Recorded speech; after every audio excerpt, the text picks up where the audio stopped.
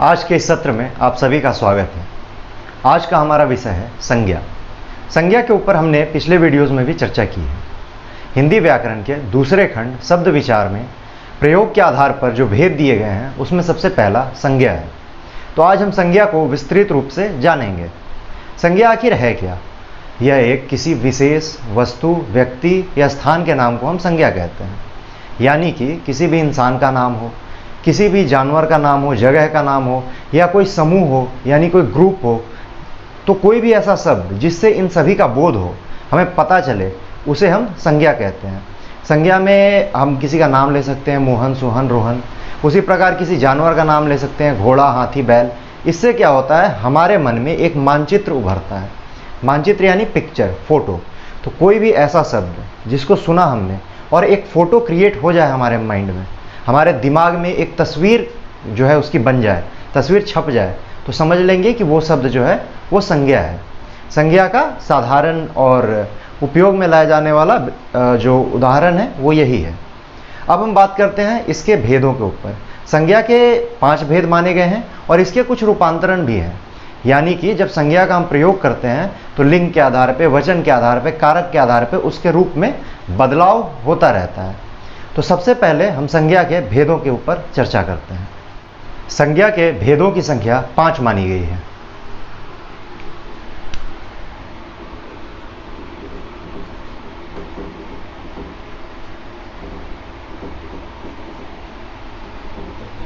जिनमें पहला होता है व्यक्तिवाचक।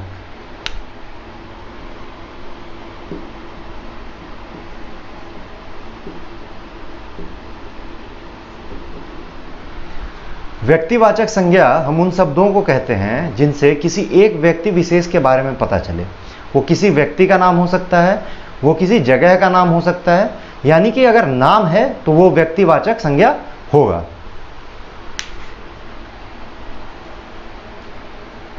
दूसरा जो है उसे कहते हैं हम जातिवाचक संज्ञा।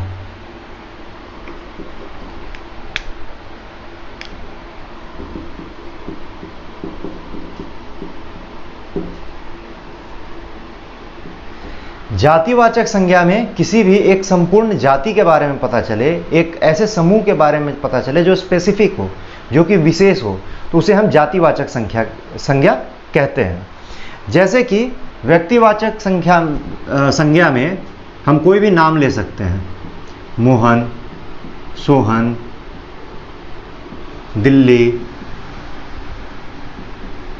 ये जो है आदि नाम है, इंसानों के नाम है, जगह के नाम है। वहीं जातिवाचक संज्ञा में हम किसी जाति के बारे में बात करते हैं, जैसे पशु। पशु पूरी एक जाति है, प्रजाति है। जब हम पशु बोलते हैं तो सारे जानवर उसमें इंक्लूड हो जाते हैं। दूसरा जो है मनुष्य। मनुष्य यानी सभी इंसान, जितने भी इंसान हैं हमारे आसपास, वो सभी जातिवाचक संज्ञा के तौर पे इस शब्द का इस्तेमाल होगा। उसके बाद मान लीजिए घोड़ा। अब घोड़ा एक स्पेसिफिक जानवर है, एक विशेष जानवर जरूर है, परंतु कोई एक घोड़ा नहीं हो सकता है। जब हम घोड़ा बोलते हैं तो अनेक जो घोड़े हैं वो हमारे दिमाग में आते हैं। इसके बाद आते हैं हम तीसरे भेद की ओर, जो है समूहवाचक।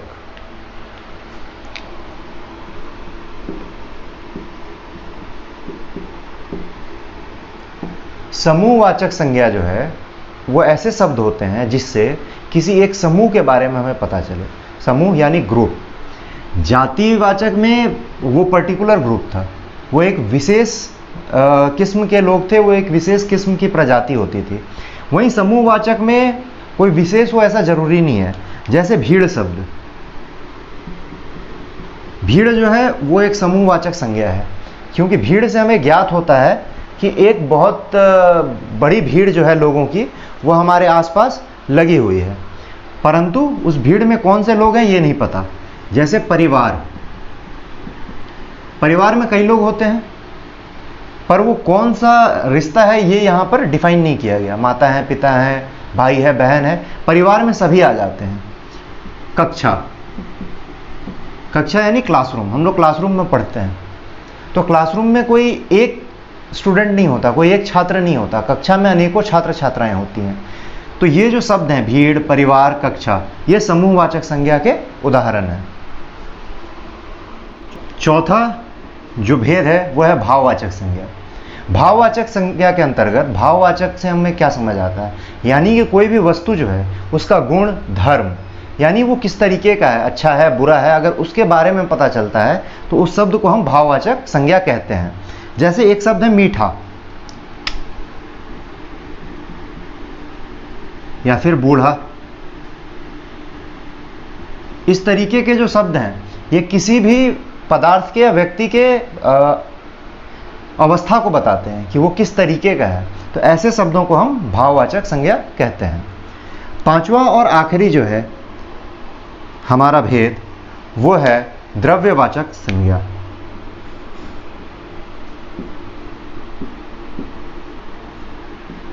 द्रव्यवाचक संज्ञा में हम उन चीज़ों को रखते हैं, वैसे नाम रखते हैं जिनका माप तौल किया जा सके। जिन भी शब्दों से हमें उसके माप तौल के बारे में पता चले उसे हम द्रव्यवाचक संज्ञा कहते हैं। जैसे पानी, पानी को तौला जा सकता है। उसी प्रकार लोहा, तेल, घी इत्यादि जो शब्द हैं ये द्रव्यवाचक संज्ञा कहलाते हैं। अब हम संज्ञा के रूपांतर के बारे में जानेंगे। रूपांतर यानी रूप में अंतर। तो संज्ञा का जो शब्द है, संज्ञा में जिन शब्दों का हम इस्तेमाल करते हैं या जिन शब्दों को हम संज्ञा के नाम से नवाजते हैं उनके अंदर क्यों बदलाव आते हैं। वो बदलाव उसके लिंग के आधार पर आ सकते हैं, वचन के आधार पर आ सकते हैं या कारक के आधार पर आ सकते हैं। तो संज्ञा के रूपांतर के 3 कारण होते हैं, उसका लिंग, वचन या फिर कारक। तो हम रूपांतर की बात करते हैं।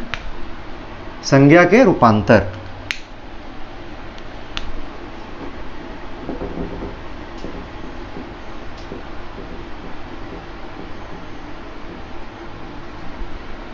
जिसमें पहला है लिंग, दूसरा है वचन और तीसरा है कारक। लिंग किसे कहते हैं? कोई भी ऐसा शब्द जिससे व्यक्ति के या वस्तु के पुल्लिंग या स्त्रीलिंग होने का पता चले उसे हम लिंग कहते हैं। यानी कि उसकी जाति का पता चले, पुरुष जाति से है या स्त्री जाति से है, उसे हम लिंग कहते हैं। तो लिंग के 2 प्रकार होते हैं, पहला पुल्लिंग और दूसरा स्त्रीलिंग।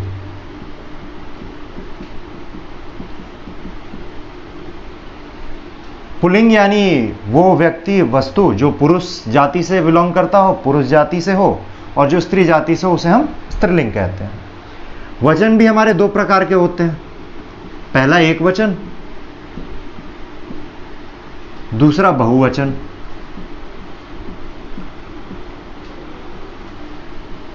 एक वचन से अर्थ है एक और बहुवचन से अर्थ है एक से अधिक। तो वचन आखिर है क्या? तो वचन जो है वो संज्ञा के संख्याओं के बारे में बताता है कि जिस भी व्यक्ति विशेष या स्थान के बारे में हम बात कर रहे हैं उसकी संख्या एक है या एक से अधिक है। उसके आधार पे उस शब्द में बदलाव भी होंगे। जैसे लड़का, लड़का जो शब्द है वो एक वचन में इस्तेमाल होता है, वहीं लड़के शब्द जो है वो बहुवचन के लिए इस्तेमाल होते हैं। उसी प्रकार से लड़की, लड़कियां, जब हम उसे लिंग में डालेंगे तो पुल्लिंग जो है वो लड़का होगा और स्त्रीलिंग के लिए शब्द का इस्तेमाल किया जाएगा वो लड़की होगा। तो इस प्रकार से जो शब्द हैं संज्ञा के वो लिंग के आधार पर और वचन के आधार पर अपने रूप में बदलाव करते हैं, इसलिए इसे कहा गया है संज्ञा के रूपांतर। तीसरा जो है संज्ञा का रूपांतर, उसे हम कारक कहते हैं। कारक आखिर है क्या? कारक जो है वो संज्ञा को बाकी के शब्दों के साथ संबंध स्थापित करने में मदद करता है। संबंध यानी कि जो संज्ञा है, एक वाक्य में एक संज्ञा होता है जो कर्ता होता है, वो कौन सा काम कर रहा है, किसके द्वारा काम किया जा रहा है, किसके लिए काम किया जा रहा है, ये जिन शब्दों से हमें ज्ञात होता है उसे हम कारक कहते हैं। कारक के 8 भेद माने गए हैं।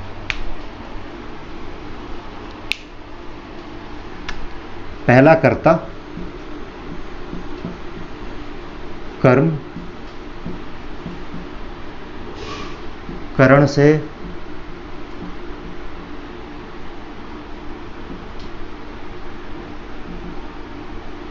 संप्रदान, कर्ता कारक, कर्म कारक, करण कारक, संप्रदान कारक, उसके अलावा अपादान कारक, पांचवा जो है हमारा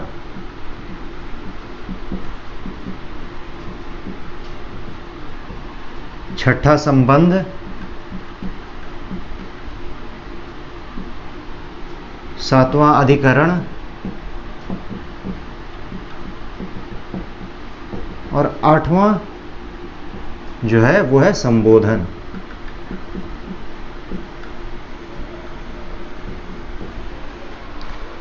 तो कारक के 8 प्रकार दिए गए हैं: कर्ता, कर्म, करण, संप्रदान, अपदान, संबंध, अधिकरण और संबोधन। इन 8 भेदों के आधार पे कर्ता कारक के जो रूप हैं उसके बारे में हम जानेंगे कि आखिर में कारक को हम पहचानते कैसे हैं। उसके लिए हमें इन 8 भेदों को विस्तार से समझना पड़ेगा। कारक शब्दों के साथ एक विभक्ति लगती है। उस विभक्ति के आधार पे हम इस बात को ज्ञात कर सकते हैं, हम इस बात को जान सकते हैं कि कौन से वाक्य में कौन से कारक का प्रयोग हुआ है। विभक्ति यानी कि परसर्ग, परसर्ग यानी एक शब्द के बाद जो दूसरा शब्द आता है उसके सहायक के रूप में, उसे हम परसर्ग कहते हैं, जिसमें से, की, का, रे, री आदि शब्दों का प्रयोग होता है। तो कारक जो है, सबसे पहला कारक वो है कर्ता कारक। अब कर्ता कारक किसे कहते हैं? तो किसी भी वाक्य का वो संज्ञा जो कि कार्य करता हो उसे हम कर्ता कारक कहते हैं। तो कर्ता के साथ जो विभक्ति लगती है उसे हम ने कहते हैं, यानी कर्ता ने। कर्ता जो है वो हमेशा कार्य करेगा, कर्ता ने कोई काम किया। जैसे हम उदाहरण के तौर पर ले लें, राम ने रावण को मारा। राम ने रावण को मारा। ये एक वाक्य है जिसमें राम जो है वो संज्ञा है। अब राम जो है वो कर्ता है। कर्ता क्यों है? क्योंकि राम ने रावण को मारा। और कर्ता है ये बात कैसे पता चला? क्योंकि इसके साथ जो विभक्ति लगी है वो ने की लगी है, यानी राम ने रावण को मारा, इसलिए जो राम है वो हमारा कर्ता कारक होगा। दूसरा आता है कर्म। कर्म के साथ जो विभक्ति लगती है उसे हम कहते हैं को, यानी कौन सा काम हुआ। कर्ता ने कर्म को किया, पर वो कर्म कौन सा है ये को विभक्ति के साथ हमें पता चलता है। जैसे मैंने गेंद को फेंका,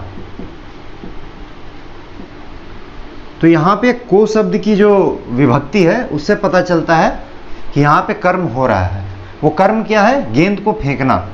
गेंद को फेंकना जो कर्म है वो को हो रहा।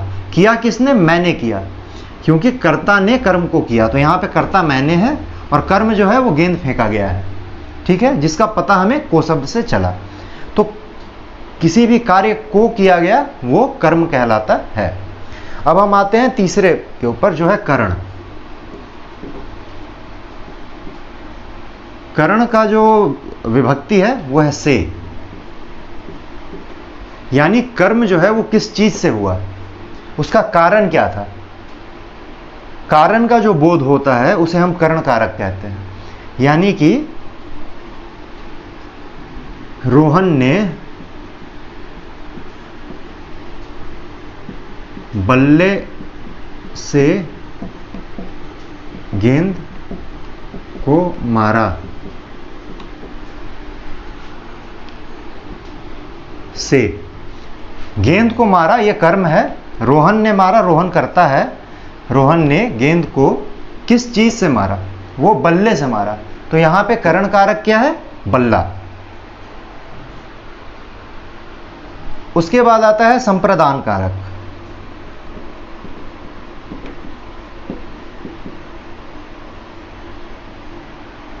और संप्रदान का जो वो विभक्ति होता है वो होता है को या के लिए।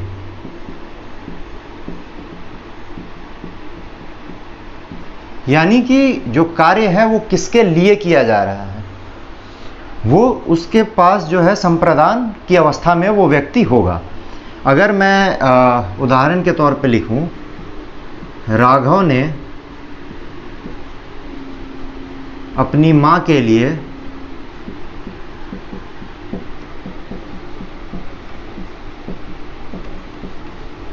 चाय बनाई। यहाँ पे जो विभक्ति आती है के लिए, इससे हमें ज्ञात होता है कि जो माँ है इनके लिए कार्य हुआ है। ये जो चाय बनाने की पूरी प्रक्रिया है ये किसके लिए गई है? माँ के लिए की गई है। तो माँ जो है वो संप्रदान की अवस्था में है, यानी उनके लिए कार्य किया जा रहा है, तो वो संप्रदान की अवस्था में होंगे। संप्रदान का एक शाब्दिक अर्थ देना भी होता है। तो देने का मतलब कि किसके लिए ये कार्य किया जा रहा है? माँ के लिए किया जा रहा है। तो इस वाक्य में माँ जो है वो संप्रदान की अवस्था में है। पांचवा जो भेद है वो है अपादान। अपादान कारक में जो है बिछड़ना होता है, यानी कि कोई भी वस्तु जब दूसरे वस्तु से बिछड़ रही होती है और जिन शब्दों से हमें उसका ज्ञात होता है उसे हम अपादान कारक कहते हैं, यानी अलग होना। इसका भी से होता है विभक्ति, परंतु अंतर यह है कि यहाँ पे करण मतलब कारण और अपादान में जो से है उसका मतलब होता है अलग होना। जैसे पेड़ से पत्ते गिर रहे हैं,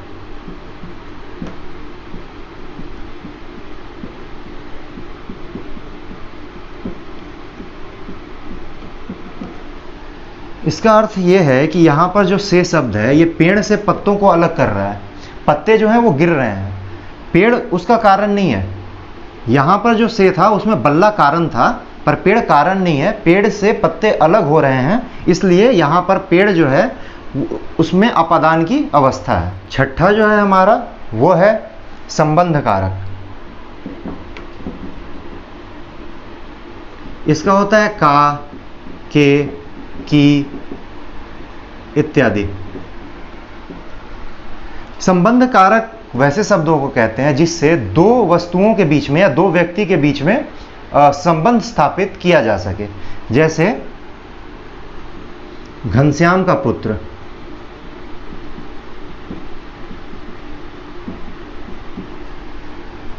राहुल की किताब,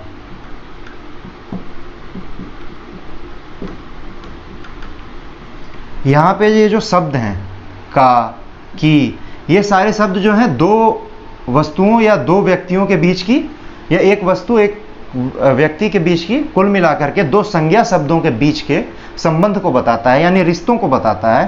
तो उसे हम क्या कहते हैं? संबंध कारक कहते हैं। इसके बाद आता है हमारा अधिकरण कारक।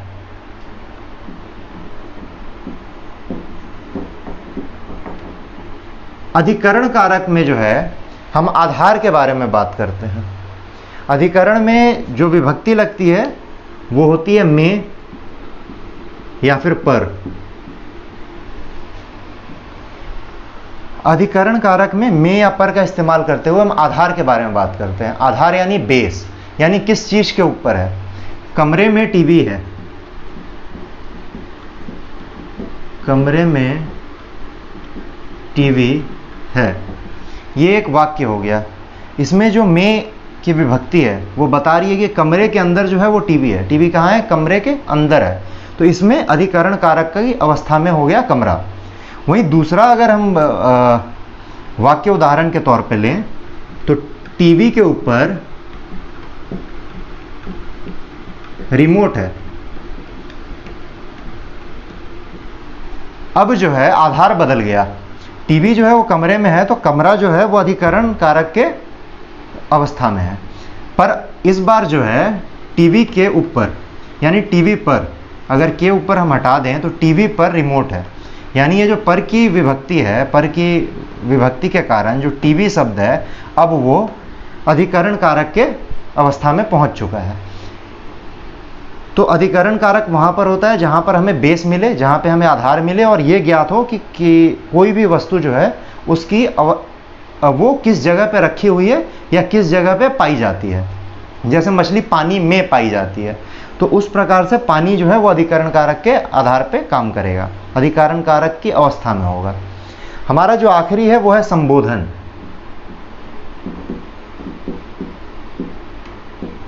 संबोधन कारक जो है उसके अंतर्गत हमें किसी को बुलाने का बोध होता है।